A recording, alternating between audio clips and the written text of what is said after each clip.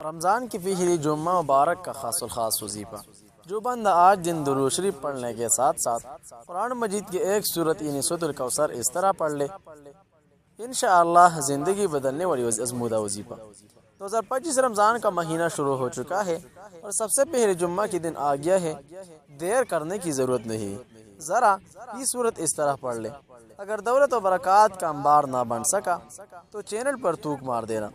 گھریلو ٹوٹکے کیے، بہت سے وظائف کر لی، لیکن کاروبار میں برکت و سعادت نصیب نہیں ہوتی یا تنخواہوں میں برکت و سعادت نہیں ہے، لہٰذا ایسا وظیفہ جو بندہ ارجنٹ ضرورت اور ارجنٹ دولت کے لیے پڑھ کر وظیفہ کرے، قوی امید کرتا ہوں کہ انشاءاللہ جلد ہی جلد ہاتھوں میں دولت کا ذخیرہ نصیب ہوگی۔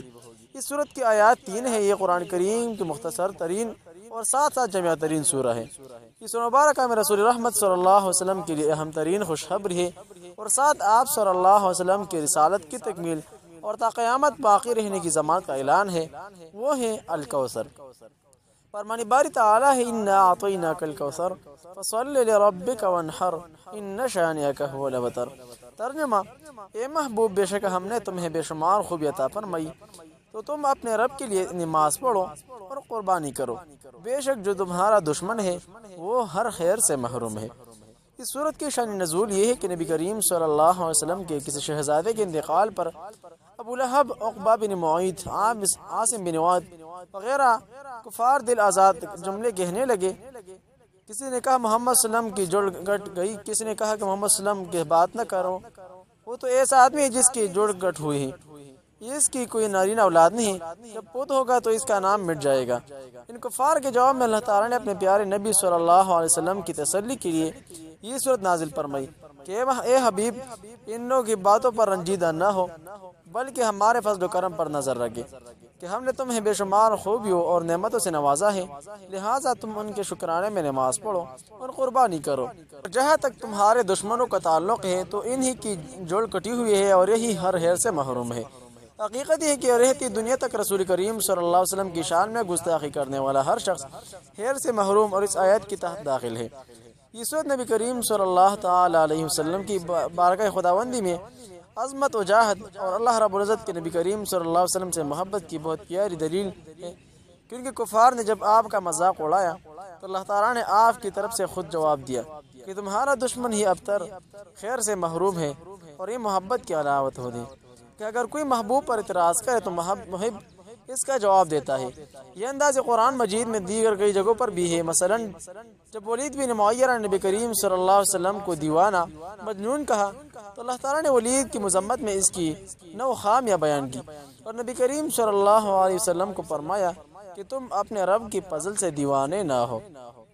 اسی طرح ابو لہب نے ایک موقع پر نبی کریم صلی اللہ تعالی علیہ وسلم کی گستاخی کی تو اللہ تعالیٰ نے اس کی مذمت میں پوری صورت اتاری اور فرمایا ابو لہب کے دونوں ہاتھ برباد ہو جائے اور وہ ہلاک ہو گئی ہیں۔ محترم ناظرین، آج جمعہ کی بابرکت دن کا وظیفہ نوٹ فرما لیں۔ سورہ کوثر کی برکات۔ سورہ کوثر قرآن مجید کی عظیم سورہ ہے، اس کو قرآن پاک میں مختصر ترین سورہ ہونے کا اعزاز حاصل ہے، لیکن اپنے فوائد و برکات کے لحاظ سے بہت باری سورہ ہے۔ یہ چھوٹی سی سورت انتہائی کثیر فائدوں کی حامل ہے۔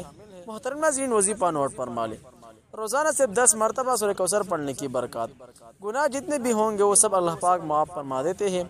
سورہ کوثر روزانہ رات کو 10 مرتبہ پڑھنے کا معمول بنا لے، انشاءاللہ العزیز اللہ پاک اس کو رسول پاک صلی اللہ علیہ وسلم کی زیارت سے سرفراز فرمائیں گے۔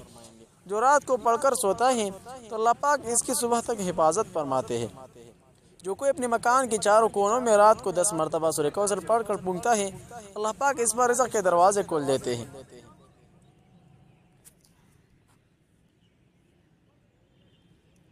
اللہ پاک اس پر رزق کے دروازے کھول دیتے ہیں۔ روزانہ رات میں مسلسل پڑھنے سے اللہ پاک کبھی اس کو کسی مخلوق کا محتاج نہیں بناتا۔ رات میں پڑھنے سے رزق کشادہ ہوتا ہے اور کوئی بھی دشواری اسے حصول رزق میں کبھی نہیں ہوتی۔ روزانہ رات پڑھنے سے اس کی جو بھی حاجت ہوتی ہے اللہ پاک اس کی صبح تک وہ حاجت پوری فرما دیتی ہے۔ اللہ پاک صاحب کشف بنا دیتے ہیں۔ روزانہ پڑھنے سے اللہ پاک اسے روحانی مقام عطا فرماتے ہیں۔ جو ہر نماز کے بعد ایک تسبیح سورہ کوثر پڑھنے کا معمول بناتا ہے، اللہ پاک اس کو اپنے غیبی خزانے سے روزی عطا فرماتے ہیں۔ ہر طرح کی بیماری سے شفا ملتی ہے۔ بعد نماز فجر جو شخص اپنا ہاتھ سینے پر رکھ کر سورۃ کوثر کو پڑھتا ہے اس کا دل پاک اور منور ہو جاتا ہے اور حق کے راستے کا حجاب اس پر سے ہٹا لیا جاتا ہے اور تمام کام میں آسانی ہوتی ہے۔ اگر ذہن کام نہیں کرتا، کم ذہن ہے تو صرف 10 بار سورۃ کوثر پڑھ لے تو اللہ پاک اس کے ذہن کو کھول دیتے ہیں، اللہ پاک اس پر معرفت کے دروازے کھول دیتے ہیں۔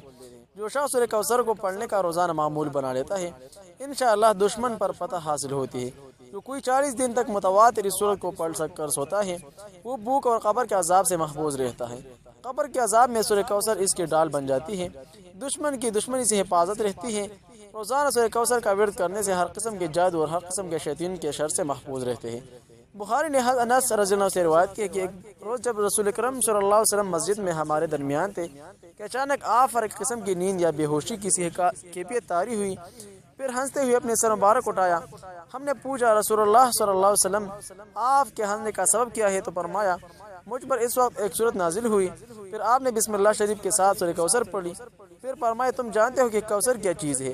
ہم نے عرض کیا اللہ رسول جانتے ہیں۔ آپ نے فرمایا ایک نہر ہے جنت ہے جس کا میرے رب نے مجھ سے وعدہ فرمایا، جس میں خیر کثیر ہے، وہ حوض ہے جس پر میری امت قیامت کے روز پانی پینے کے لیے آئے گی، اس کے پانی کے برتن آسمان کے ستاروں کی تعداد میں ہوں گی۔ اس وقت بعض لوگوں کو فرشتے حوض سے ہٹائے دیں گے تو میں کہوں گا کہ میرے پروردگار یہ تو میری امت میں سے ہے۔ اللہ تعالیٰ فرمائے گا کہ آپ نہیں جانتے کہ اس نے آپ کے بعد کیا دین اختیار کیا۔ محترم ناظرین، یہ سورۃ الکوثر کی برکات و ثمرات، اسی طرح یہ سورت آج جمعہ کی دن بھی پڑھ لے، انشاءاللہ ڈھیر خوش اور مسرت پائیں گے۔ جس مقصد کے لیے ہر ناممکن کو ممکن بنانے کے لیے، بے اولادی کے لیے، رزق میں برکت و وسعت کے لیے، نوکری یا ملازمت کے لیے یہ قرآنی صورت آج وظیفہ کر لے، ساری عمر دعائیں دیں گے کہ کاش یہ وظیفہ پہلے سے پڑھنا ہوتا۔ چینل ضرور سبسکرائب کیجئے، ویڈیو لائک اور شیئر کریں تاکہ دوسروں کو بھی پیدا ہو سکے۔ السلام علیکم ورحمۃ اللہ۔